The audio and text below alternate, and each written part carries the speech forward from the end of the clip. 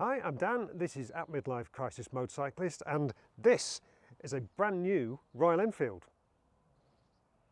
No, really, it is brand new. So new, in fact, that as I record this in mid-September, Royal Enfield hasn't even actually announced the bike. But because of the embargo that we've signed up to, by the time you see this, all the official information about the bike will be out there. So it's going to be a little bit tricky to make a video about it based on the fact that I know very little about the bike, and by the time you watch this you'll know more than me, but we'll try and muddle through, shall we?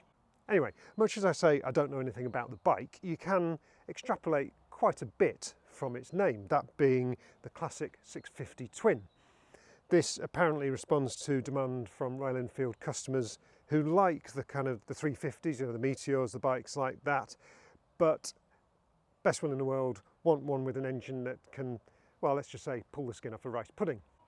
So here we are with the Classic 650 Twin, which, as you can see, is based around the frame from the 650 Meteor and also the Shotgun 650. The engine at the heart of it is the familiar 648cc air-cooled parallel twin, which first launched in the Continental GT and the Interceptor. I don't actually know how much power it's got in this trim, but I would speculate it will be somewhere around the 47 horsepower that you get in the other bikes in which it's used. It's a familiar and proven engine. I was chatting with one of the engineers who worked on the bike last night, and he was telling me about the heritage of the engine. I didn't realise, but it's actually a relatively modern design for its kind of air-cooled retro looks and all the rest of it, and also very under-stressed. So it's, you know, it's a proven unit. It's got character, it's quite torquey, it's very easy going, and it obviously fits very well with the whole classic format that Royal Enfield's going for with this bike. Now, in terms of what it's built around, as I say, it very clearly you can see from the frame that it's based on the Meteor and Shotgun frame rather than the Continental GT or the Interceptor. That gives it the kind of more low-slung, kind of cruisery kind of stance. It's also got some of the slightly better components from those bikes. So it's got these Showa forks and the twin shocks at the back. That's a step above the componentry you get on the Interceptor and Continental GT, and it kind of sets the tone of this being slightly more of a premium model in the Royal Enfield range. You get that just from kind of some of the detailing on it as well. So whereas on the Interceptor and the Continental GT that I've been riding recently, all these kind of cables and stuff, they're just kind of quite crudely wrapped in electrical tape. It looks quite rough and ready. This has got some kind of, you know, some proper sleeves for the cables and the hoses and all that kind of thing. The chrome looks higher quality.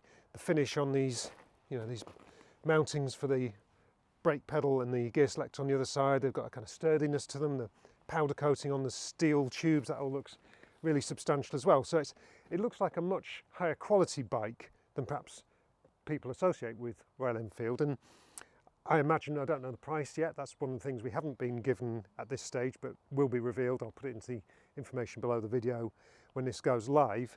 But I would speculate this is going to be quite pricey for a Royal Enfield and very much at the top of the range. It'd be interesting to see how it compares with things like the Triumph Bonneville, which is obviously, you know, riffing on a similar classic British vibe.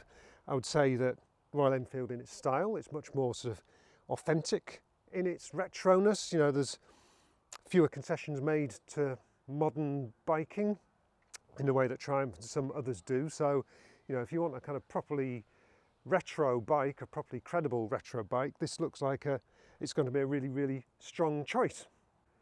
And that is pretty much all I know about it at this point. So probably the best thing to do is go for a ride and see how it actually goes.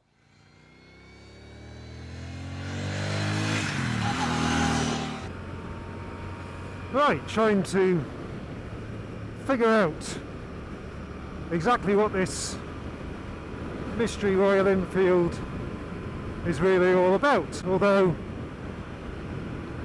it's not really a mystery, is it? Because you can really tell what it is just by the name. So, Classic 650 Twin tells you all you need to know.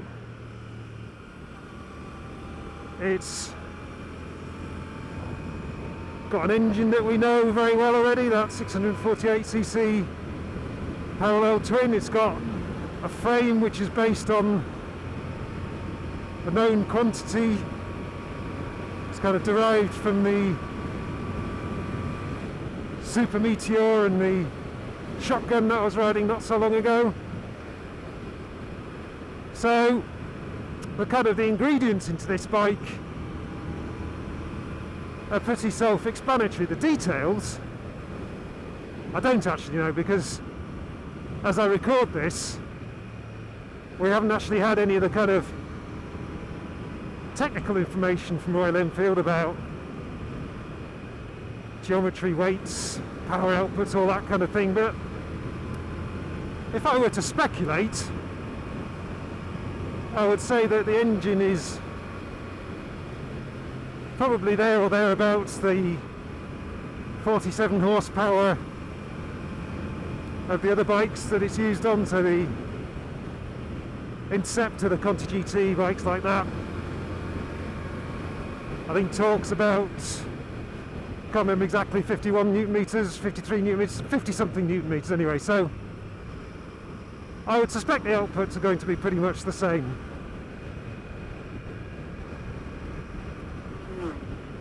Differences between this and the shotgun I was riding recently. Well, the main one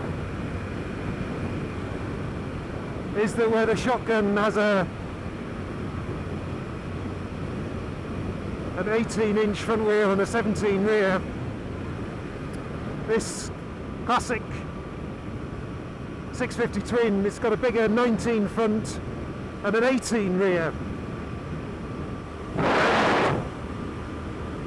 That does contribute to its kind of, definitely does feel like a bigger bike. It feels like a longer, more kind of spacious bike, and it means that it's, you know, it's quite a lump through the turns. I don't know how much it weighs, but there's quite a lot of extra metal work on it, you know, in terms of those frames around the rear mudguard and the, you know, the double skin forks, all this metal work here around the front. So it's definitely not a light bike. If I were to speculate, I'm going to say it's maybe even north of 250 kilos. So it's quite a lot of metal for a 47 horsepower engine to be heaving around, but you know, one of the things I've been impressed by, a bit like the shotgun, is that for these bikes, Royal Enfield's invested a bit more money, time and effort in the suspension. So the forks they're proper Showa forks, so they're a cut above what you get on the Interceptor and the Continental GT. Not quite as good as those on the shotgun, but they're, you know, they're proper forks, and you definitely feel that. There's definitely a bit more support and confidence in the way that the front wheel tracks the corners. I don't know how much suspension travel is, probably not a huge amount, but again, there's just that control through the bends that you don't get on the cheaper bikes, and that's really confidence inspiring. And if I were to sum up the way this bike handles, I'd say it probably handles better than it needs to be honest, because people are going to buy this bike because of the way that it looks, because of what it represents, and it's probably going to get used for kind of nice gentle little potters out into the hills on a sunny day like this.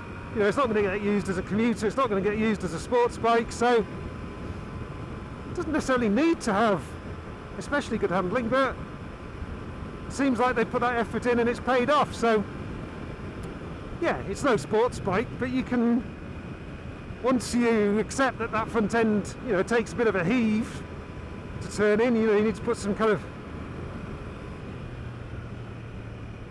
some muscle into getting it to turn in. It's fine, it sits in the turns quite nicely. It's quite easy to get the pegs down, as it turns out, on some of the tighter bends, but that adds to the fun. So yeah, it's more fun to ride than perhaps you'd accredit it from the way that it looks. In terms of the engine, as I say, it's a known quantity, so no mysteries there. It's a likeable engine, and I think it's perhaps surprising when you look at it and you see those kind of cooling fins and you appreciate its air-cooled nature, that it is actually a modern engine. You know, it's a modern 270-degree firing order parallel twin, and in the applications that Royal Enfield uses, it's pretty understressed, so you can kind of enjoy that torquey power delivery. It works really nicely with that typically mechanical feeling gearbox that you get on Enfield, 6-speed. On this, the ratios seem quite nicely matched, so you know, it's not a chore to have to shift up and down to get the engine's best. And I think it sounds really good on this bike as well. I've been riding around on it all day, been hearing the other bikes within the group, and for a modern bike it's got a definite bark to it, a bit of a growl. So, and let's face it, sound is the big part of the experience of riding any motorbike, but particularly a kind of traditional looking one like this. So yeah, it sounds quite rude, which kind of brings me back to what I was saying about it almost being like a classic English Harley Davidson in its way.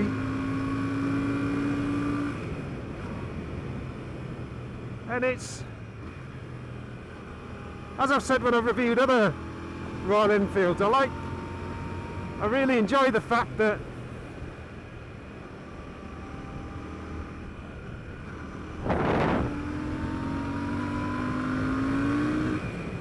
it takes you back to the basics of motorcycling. So there's no rider modes, there's no tech on it, it's got ABS, that's about it really. You do have the little tripper thing here that Royal Enfield uses, which has been very neatly integrated into the kind of old school instrument cluster here. So that does give you, if you want it, some sort of level of phone connectivity and navigation through your phone. I've never managed to get it to work properly previously, so, but the way it's been integrated, it doesn't mess with the ambience of being on an old bike, so you can take it or leave it. But it's nice the way Royal Enfield has integrated this modern tech into the bike. In terms of its kind of usability, the ones we've been riding have got a single saddle setup, which looks cool, gets that kind of cruiser look. You can, like the shotgun, you can bolt a pillion seat onto it, turn it into a two-seater if you want. So it's flexible in that sense. And just there, in that corner there, you've got a sense of, if not exactly agile, it's not a bike that you need to be scared of the corners with. You know, you can dig in and it'll get around and put a smile on your face rather than leave you kind of having to make allowances for the fact you're on an old style bike. Sure, you're not going to be smoking super bikes on it, but you know, for what it's built for, it's more than good enough. So there we go. I think I probably told you as much as I can for now about the classic 650 twin. By the time this video comes out, you'll probably know a bit more than me, but at least I can give you a sense of what it's like to ride. And in summary, it's a lot of fun.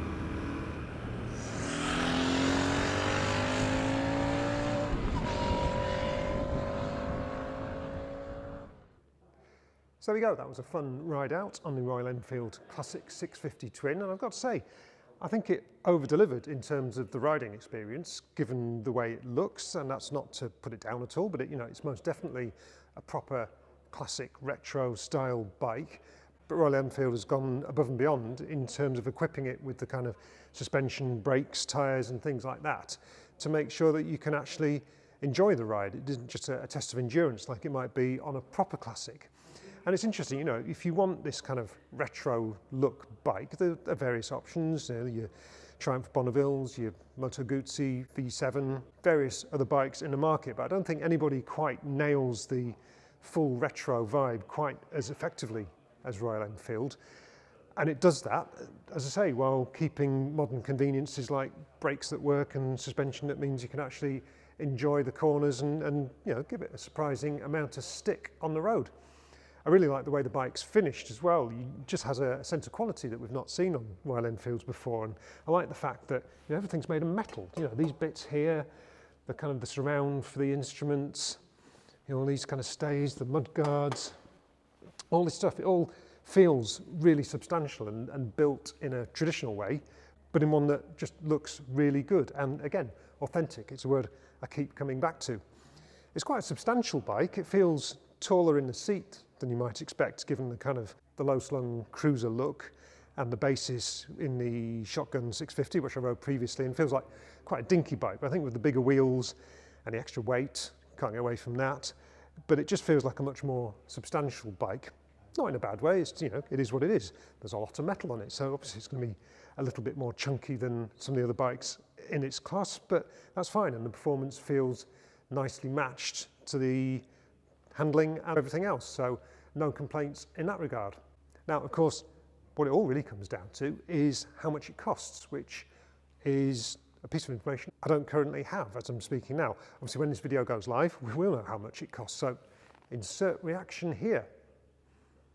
Maybe something to talk about in the comments thread below the video, but if you haven't already, make sure you hit like, subscribe, and for now, I'll say goodbye, thanks for watching, and ride safe.